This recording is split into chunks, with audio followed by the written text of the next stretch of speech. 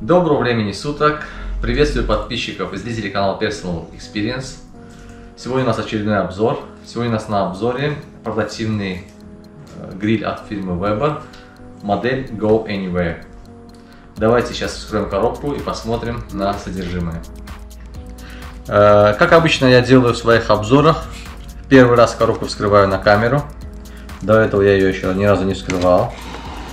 Хочу сказать, что эта модель, она может отличаться от тех, которые вы видели, допустим, в магазинах Европы, потому что это модель, которая выпускается непосредственно для американского, канадского и мексиканского рынков. У нее есть небольшие отличия, я о них расскажу.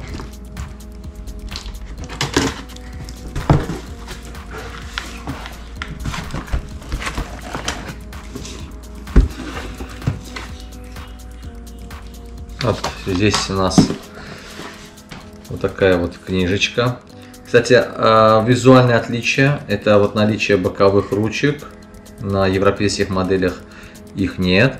И на этом барбекю верхняя ручка крышки, она приварена. На европейских моделях она прикручивается, как на больших таких сферических грилях. Вот это основные, так сказать, отличия. Здесь у нас несколько книжек, паспорта, Weber Grills, это application, информация, решетки,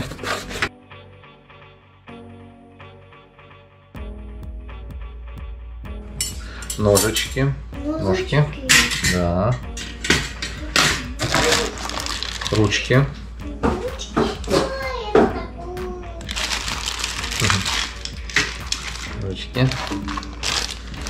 Их три, значит, две боковые, одна верхняя. А вот сам наш гриль. Так, давайте его освободим. Немножечко там мешает. Так, это нижняя часть. Покрыта специальной эмалью. Несгораемая эмаль выдерживает до 800 градусов по Цельсию. В принципе, это очень большая цифра, потому что в основном температура приготовления в гриле не превышает 250-300 градусов. Так, это у нас клапана, боковые клапана.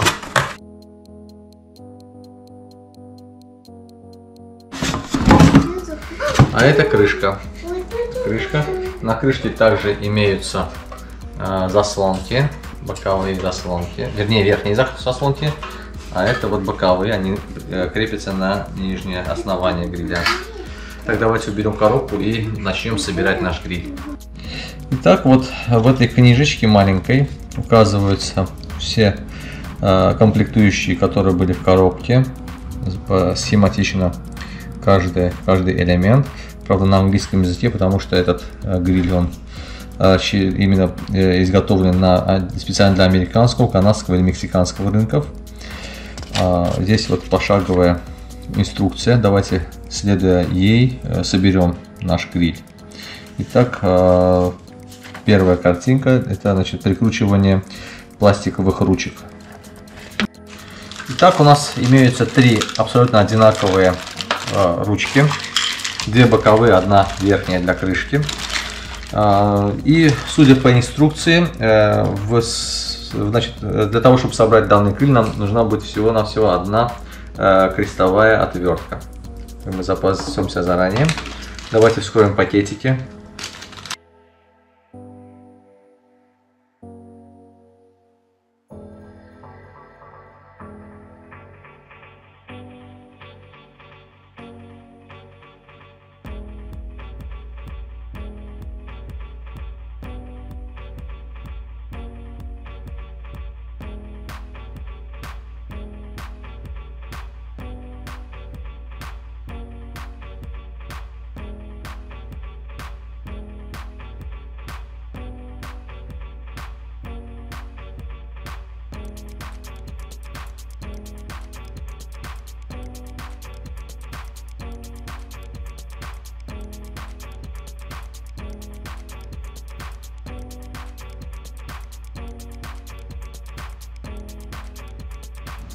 Итак, первый этап сборки у нас завершен. Переходим ко второму этапу. Это установка боковых воздушных клапанов на основание и установка нижних ножек.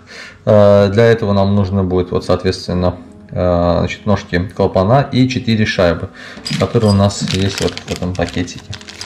Давайте вскроем, начнем собирать.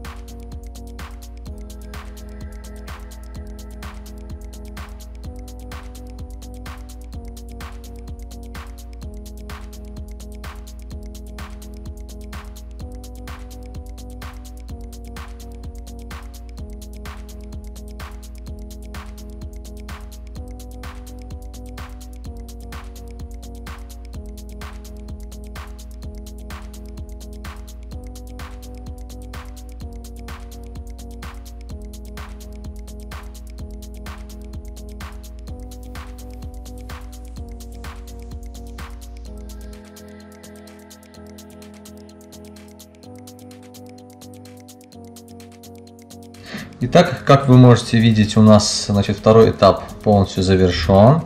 Сейчас переходим к третьему этапу. У нас есть вот такая вот, так сказать, деталь, которая помогает, значит, закреплять ножки, соответственно, в нижнем положении, чтобы они не раскрывались. Давайте еще ее установим сейчас на основании. Она устанавливается очень легко, вот таким вот образом. Так, вот и все.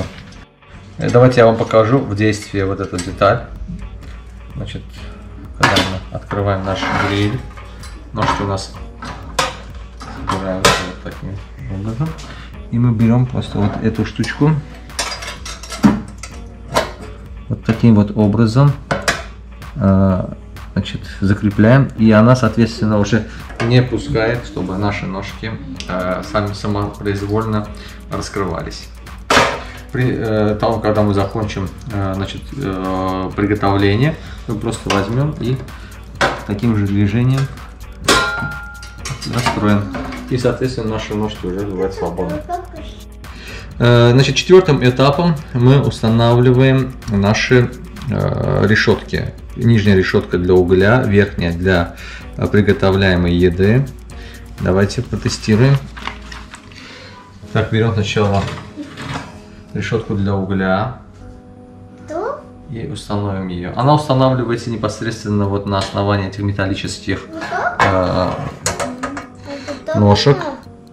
Видите, вот на таком расстоянии становится. То есть здесь есть как раз необходимое место, расстояние, чтобы циркулировал воздух. И наша верхняя хромированная решетка для еды. Да, Спасибо. да, вот такая вот у нас решетка и крышка. Дети сказали. И крышка. Да, какой барбекю интересный. Интересный барбекю получился. На крышке имеются вот такие крючочки справа и слева. Они в середине крышки приварены, так что можно открывать и в правую, и в левую сторону. Они помогают удерживать крышку гриля в таком вот положении. Это удобно при использовании, при жарке еды с открытой крышкой. Крышка, она помогает в процессе приготовления, так что уберегает еду от излишнего ветра. Итак, наш Weber Go Anywhere полностью собран. Сейчас мы поговорим об особенностях этой модели. Вернее, я расскажу вам все подробности, размеры, конструктивные особенности, преимущества и, соответственно, есть некоторые минусы. Если еще вы не видели мой обзор на другую портативную модель данной компании, на модель Smoky Joe Premium, я добавлю ее подсказку. Она отличается от этой модели своей сферической формой. Соответственно, если вы еще не видели, можете перейти посмотреть. А так, касательно этой модели, эта модель, видите, прямоугольная. Здесь у нас две верхние заслонки и две нижние боковые. Что это дает? Значит, это дает преимущество в готовке. Регулировать температуру можно, значит, отдельно справа и слева. То есть, если мы закрываем как бы одну сторону, правую, допустим, мы уменьшаем температуру в правой стороне гриля. Если мы как бы открываем с одной стороны, то есть, соответственно, температура в этой части гриля будет выше. Еще очень большой плюс конструктивной особенности данного гриля от, допустим, той же самой модели Smoky Joe, то что заслонки, боковые заслонки нижние, они находятся ниже уровня гриля, угля. То есть, видите, здесь вот, если мы сейчас откроем их, вернее, чтобы их надо приподнять, то вы увидите, что здесь данная значит, решетка, она находится уровнем выше, чем отверстие. Соответственно, приток воздуха будет снизу, и угли будут разгораться лучше. На этой модели очень удобно готовить, например, стейки. Здесь очень легко добиться сделать зону прямого или значит, непрямого обжаривания. То есть можно собрать уголь только в одну сторону, соответственно, жарить стейки с одной стороны, давать отдохнуть им с другой стороны.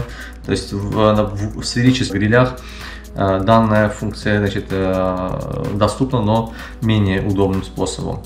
Вот это наличие этих ручек также очень способствует, очень помогает, допустим, перенести горячий, значит, гриль куда-нибудь в другое место, если по необходимости.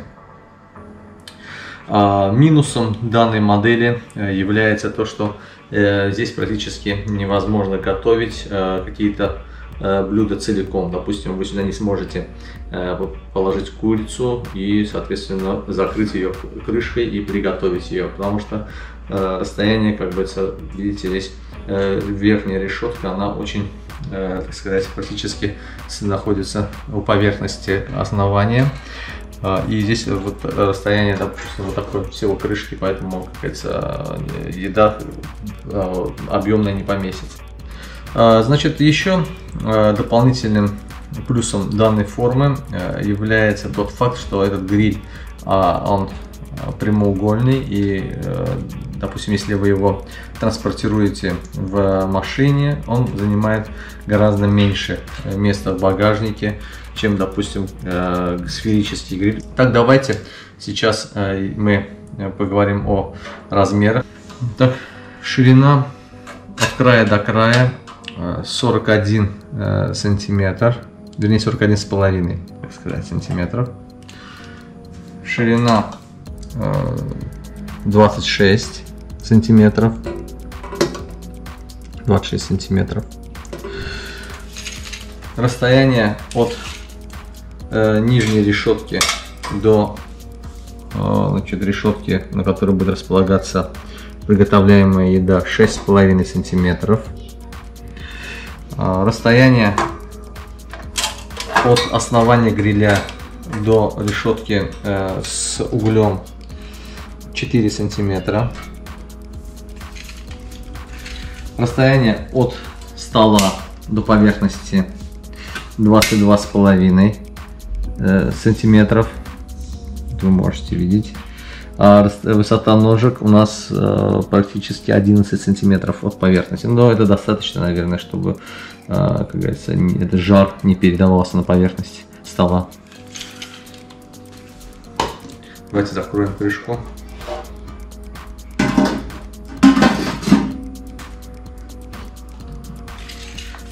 С крышкой этот гриль высотой 31 сантиметр. 31 сантиметр. Сама крышка у нас, значит, полезный объем крышки, вернее, полезная глубина крышки это 8 сантиметров. То есть еду до 8 сантиметров можно теоретически поместить в этот гриль, но, соответственно, не знаю, насколько хорошо получится приготовить ее при этом. То есть зазор приблизительно, если там 8 толщина данной приготовляемой еды, я думаю, лучше, чтобы не превышало 5 сантиметров, потому что, ну, в принципе, это стандартный размер хорошего стейка. То есть стейк приготовить будет без проблем. Или, допустим, если это будет курица, то можно как бы курицу окорочка, или же, допустим, приготовить в виде табака, курицу табака, небольшого цыпленка можно будет поместить сюда. Овощи без проблем можно приготовить, то есть, соответственно, поместить при закрытой крышке. А при открытой крышке можно готовить как на мангале абсолютно все, что пожелаете. Давайте теперь переведем данный гриль в форму транспортировки. Откроем основание. Открыли. Вот таким образом. Сначала одну сторону, потом другую сторону мы переводим в верхнее положение.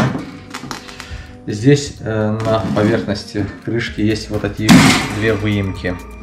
Эти выемки, они помогают, значит, зафиксировать эти ножки в верхнем положении. Вот таким образом.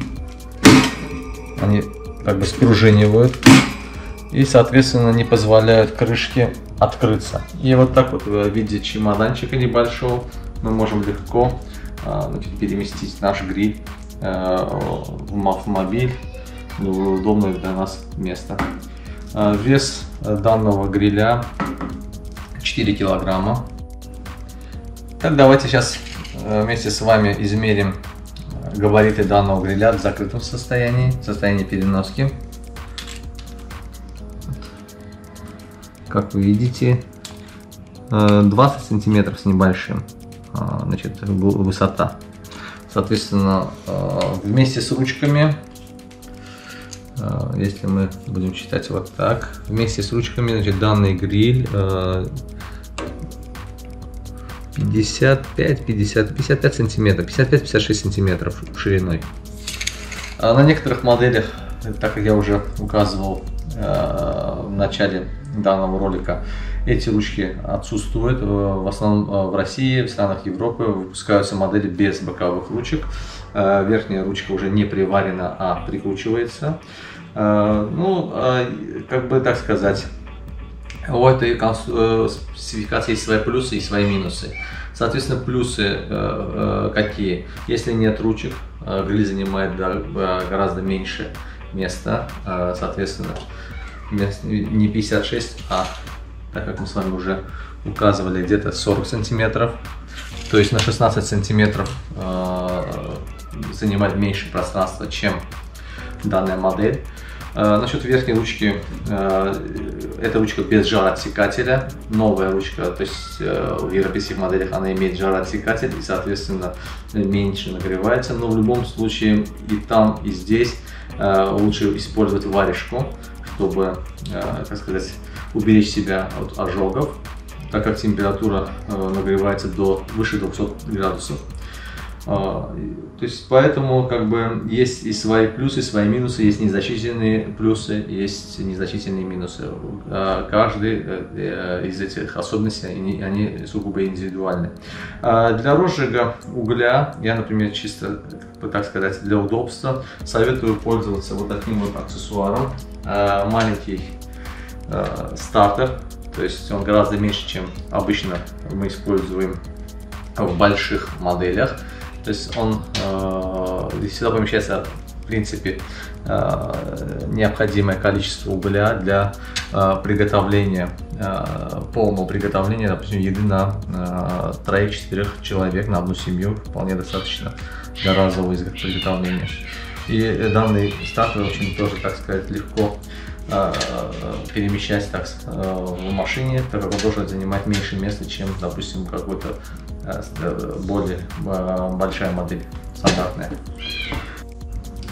Итак, на данной ноте, так сказать, можно сказать, что наш обзор данной модели гриля подходит к концу. Спасибо, что досмотрели данное видео до конца. Если у вас возникли вопросы, на которые вы не получили ответы в данном видео, напишите в комментарии, я обязательно прочитаю и отвечу на них. Если вы еще не подписаны на канал, пожалуйста, подпишитесь, поддержите своей подпиской наш канал. Поставьте лайк данному видео, если оно вам понравилось, ну, или дизлайк, если видео было для вас неинтересным. На нашем канале есть очень много видео на другие темы, на темы путешествий, на темы приготовления, кулинарии, кулинарные моменты. Кстати, на некоторых моделях, других моделях данной компании Weber. Поэтому я думаю, советую вам посмотреть наши плейлисты. Вполне возможно, что вы увидите для себя еще много новых интересных видео. Спасибо большое, оставайтесь на канале. До новых встреч!